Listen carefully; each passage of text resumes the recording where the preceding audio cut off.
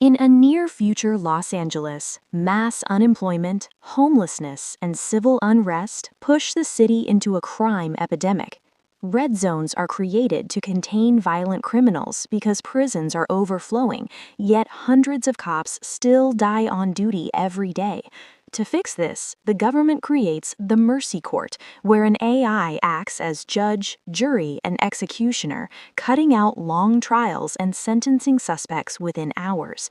The system assumes everyone is guilty unless proven innocent, but it has executed 18 people in 2 years and reduced crime by 68%, saving billions and making citizens feel safe again. We open in a courtroom where Detective Chris wakes up strapped to a chair while a promo video for the Mercy program plays on a screen in front of him. Suddenly, the AI judge, Maddox, appears and announces his trial can finally begin now that his blood alcohol level has dropped. She tells him he has been unconscious for almost 6 hours and asks him to swear an oath to tell the truth. After Chris does so, Maddox reveals he's charged with murdering his wife. Body cam footage shows a team of cops entering Chris's house, finding his wife Nicole bleeding on the floor and their daughter Britt crying beside her. Nicole has been stabbed, and when the cops ask who did it, she whispers Chris's name. Horrified, he watches and freaks out when he hears himself accused. Maddox explains that at the time of the stabbing, Chris was alone in the house with Nicole. Chris thinks Nicole is lying, so he searches the internet and sees his name all over the news, including reports about his arrest and his public support of the Mercy program. He and his partner Jack had previously caught a murderer named David, the first criminal ever tried by Mercy. Now, Maddox asks him to enter a plea, and Chris says he is not guilty. Maddox, however, has analyzed the evidence and calculated a 97.5% probability that he is guilty. To avoid execution, Chris must bring that number down to 92% within 90 minutes. He gets full access to the Los Angeles Municipal Cloud, a massive database of every connected person and company. If he fails, the chair he is strapped to will kill him with a sonic pulse. A timer appears on the screen as Maddox starts reviewing the evidence. Chris arrived at work at 8:51 a.m. but never left his vehicle and soon drove back home. Nicole refused to open the door, telling him they would talk only through her lawyer. Frustrated, Chris punched the camera and then used his own keys to get inside, while Nicole tried to kick him out before the door closed. Maddox fast-forwards the footage, noting he stayed in the house for 26 minutes. Shortly after he left, Britt came home from a sleepover and screamed when she found Nicole. The investigation shows Nicole was stabbed by a right-handed man with a single blow powerful enough to chip her spine and pierce her liver. Fresh traces of her blood were found on Chris's clothes. After leaving the house, Chris went to a bar to drink, which he initially denies. Security footage shows him extremely drunk, fighting the cops when they try to arrest him and even getting tased. He still manages to run out and tries to steal a random civilian's car before the officers jump him and knock him out. Chris remembers none of this, which Maddox blames on his drinking. He wants to talk to Britt, but the trial rules allow only witnesses, and juveniles are excluded. For now, Britt is staying with her maternal grandparents. However, there is a special rule. If the deceased knew someone, that person can receive an automated message inviting them to call during grieving. Chris struggles to find the right words, so he lets Maddox send Britt the default message. There is another rule. The defendant can speak to their sponsor. A video call pops up from Rob, Chris's Alcoholics Anonymous sponsor, who angrily scolds Chris for not calling when he felt the urge to drink. Rob works with Nicole and was the one who called the police when she didn't show up for her shift. When the call ends, Maddox pulls up the couple's profile. Chris and Nicole started dating 20 years ago and married 3 years later. A year after that, Britt was born.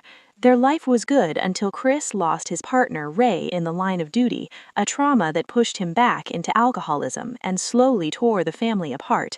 Nicole began considering divorce, and her messages to family and friends show Chris lost his temper 57 times in the last 6 months. Another video shows Britt talking to a guy Chris doesn't recognize. She has secret social media accounts where she posts party outfits, and she tells her friend her mom cries a lot and her dad often gets aggressive. Right then, Britt calls Chris and breaks down. He desperately assures her he didn't kill Nicole and that his arrest is a mistake, but Britt's grandfather forces her to hang up. Maddox reminds Chris he now has only 1 hour and 8 minutes left. Chris quickly calls Jack, who is still processing Nicole's crime scene, and pulls up all the case files on his screen while asking Jack to walk him through the house via video. A reconstruction overlays Jack's tour. In the living room lies a broken vase, possibly used defensively. In the kitchen, investigators found Britt's bloody footprints and bloodstains on the wall, indicating a struggle. A broken plate suggests Nicole tried to defend herself, and a knife is missing from a set that matches the murder weapon. Chris's fingerprints are on that knife, though he explains he used it for cooking. They have also found fibers, hair, skin, and DNA that match Chris. Next, Chris checks Nicole's phone records because he remembers her texting after their fight. No calls or texts match that time, so he asks about her work phone. Maddox didn't know she had a second phone, so she pulls the number from Chris's call records and dials it. Jack hears a ring from outside, follows the sound to a parked car, breaks the window, and retrieves Nicole's hidden phone. It's a black market device not registered to the municipal cloud. Its only activity is calls and texts to another black market unit. Maddox calls that number, but the person hangs up as soon as they hear her voice. That brief contact is enough to trace the location, and Jack takes off on her flying bike. While they wait, Maddox points out that Chris already knew Nicole was keeping secrets, and she updates his guilt probability, dropping it to 90.8%. The phone is traced to a hotel, where someone is about to slip out the back door with it. Jack and 2 officers block the exit just as Patrick tries to escape. Seeing them, he runs back inside and a chase erupts through the hotel. Maddox pulls his profile and finds he is a chef behind on rent with 2 past investigations for Social Security fraud. Patrick manages to vanish into an area with no cameras, but Jack launches a drone and tracks him to the roof. The officers follow, tackle him, and they all tumble down to a lower level where they finally cuff him. Patrick insists he did nothing and only ran because he assumed they would blame him. Chris demands to know what Nicole was doing with a guy like him. Patrick says he gave her what Chris couldn't. He admits he flirted with her and they went on a few dates, but insists it never became serious. She wanted to talk to him privately, so he got the burner phones. Maddox finds security footage confirming their dates. Patrick also proves he was at work all day. Security cameras make it clear he couldn't be the killer. Before he is taken away for resisting arrest, Patrick scolds Chris for failing his family and says Nicole just wanted someone to listen to and comfort her. With that, Chris's guilt probability shoots back up to 98% because he has now supplied a motive for Nicole's murder. Chris then reveals that earlier that day, Nicole found the bottle of alcohol he had hidden in his car. He has secretly been drinking again for about a year. Maddox searches for more footage and finds a video from some time ago where Nicole catches Chris drinking in the garage and he snaps at her. That confrontation finally made him admit he had a problem and start going to AA, where he met Rob and stayed sober for a while, but when Ray died, he relapsed badly. Another clip shows Ray and Chris in a police car getting ready to approach a criminal in another vehicle. Chris gets a call from Nicole, so Ray tells him to take it while he handles the suspect alone. The criminal shoots Ray, then rams his vehicle into the police car, crushing Ray. Ray dies from his injuries, and later a trial finds the criminal not guilty. Chris has always regretted not shooting the man when he had the chance. Maddox says none of this changes the present and tells Chris to focus on remembering his day.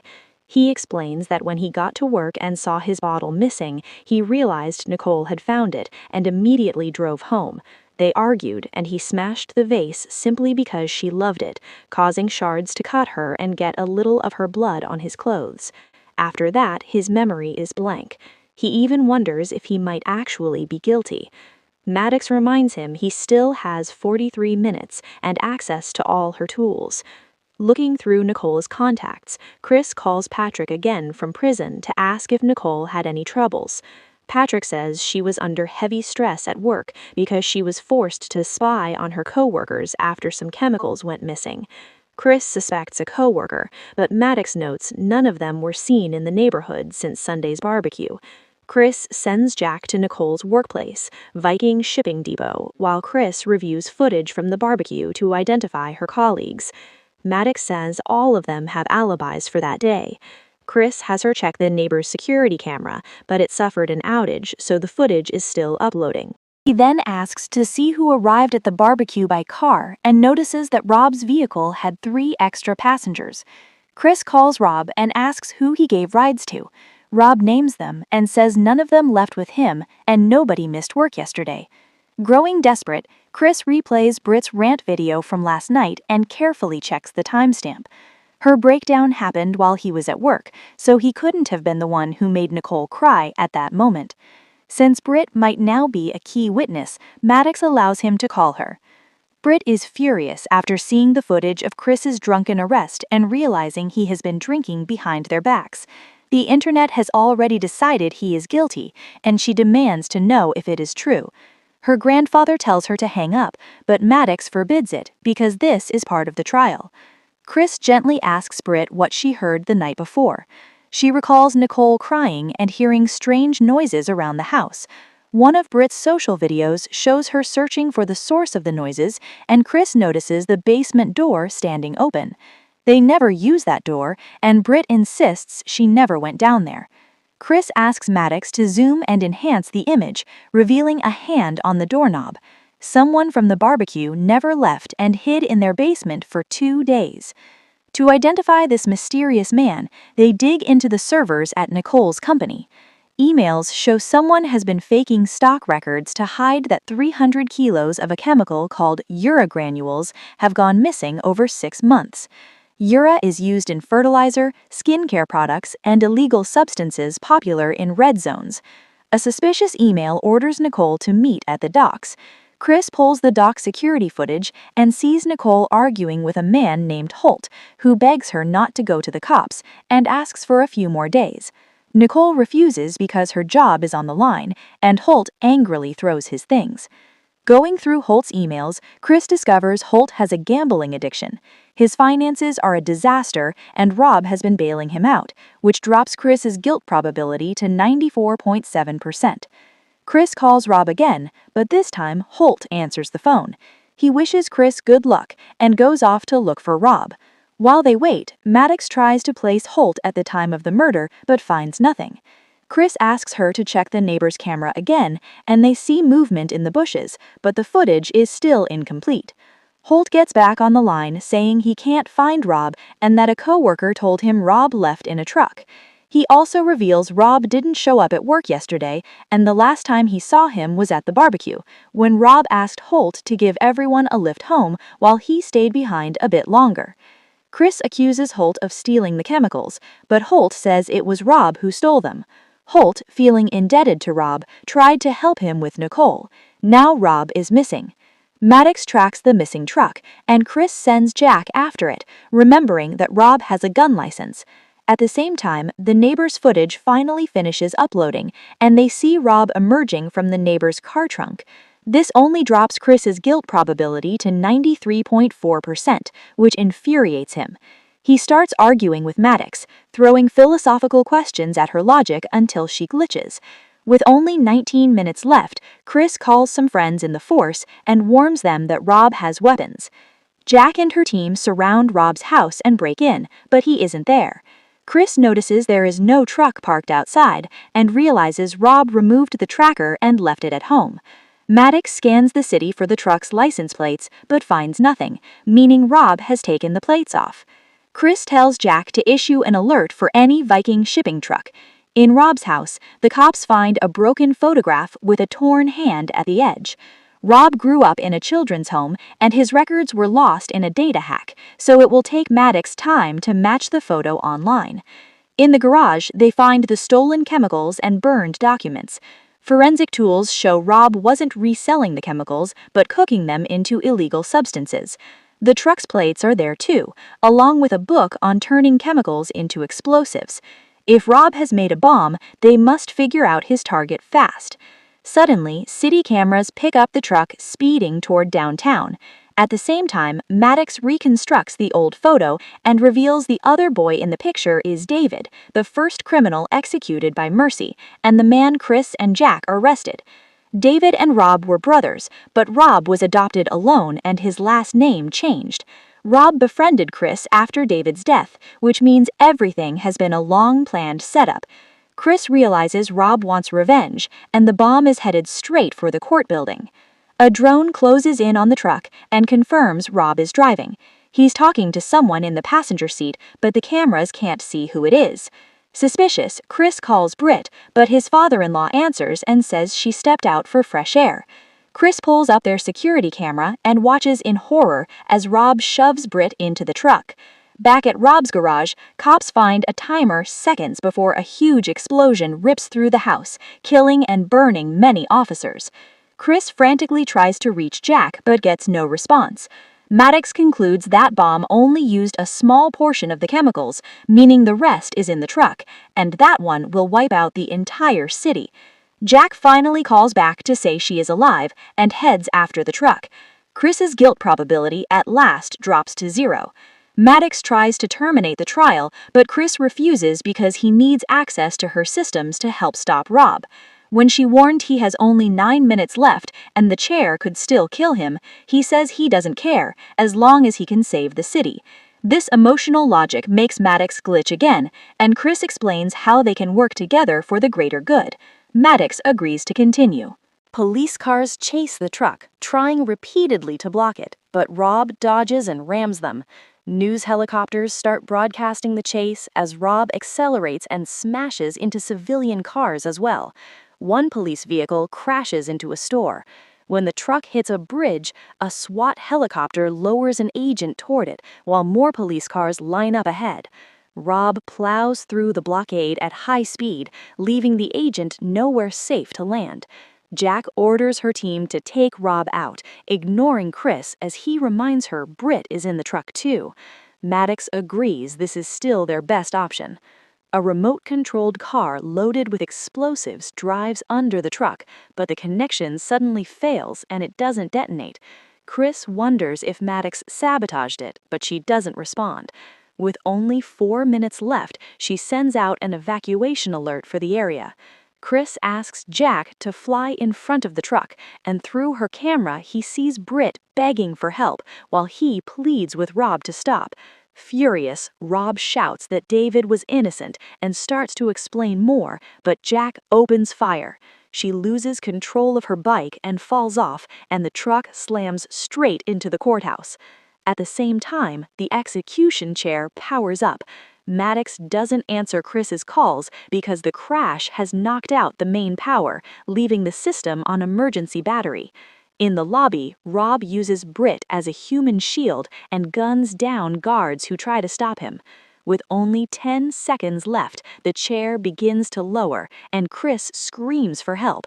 At the last instant, Maddox comes back online and halts the trial, saving his life.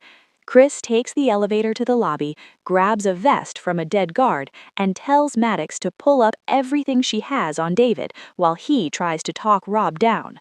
Rob raises a detonator, but before he can press it, Maddox appears on a big screen and offers him a chance to clear David's name. Rob swears he was on the phone with David at the time of the murder, but Maddox says no phone was found on David's body. While Rob argues with her, Britt bites his arm and breaks free. Chris immediately tackles him, and they struggle over the detonator. Rob keeps firing wild shots as Chris yanks out wires from the detonator, disabling it, then kicks Rob's gun away. Chris picks up the gun and points it at Rob, ready to avenge Nicole, while Britt sobs and begs him not to shoot. Rob insists again that he was on the phone with David the entire time and that he called the precinct. Suddenly, Jack shoots Rob from behind, and Chris has to stop her from finishing him. Rob, bleeding out, says he talked to a woman at the precinct who promised to check David's call history. That means whoever arrested David knew he was innocent. Maddox searches the precinct's call logs and finds that someone accessed Rob's history to find that call with David. Chris remembers Jack was the one who arrested David and demands the truth. Jack refuses to talk, but Maddox continues digging and finds that David's phone was logged into evidence and later removed. Jack took the phone and threw it into the river. Jack finally admits she did it to prove to the public that mercy works and to keep the city safe. Chris says what the city really needs is justice and orders the other officers to arrest her. He then runs to Britt and they reunite. Maddox realizes she has executed an innocent man and quietly asks what she has done. Chris tells her that just like humans, AI can make mistakes and must learn from them too.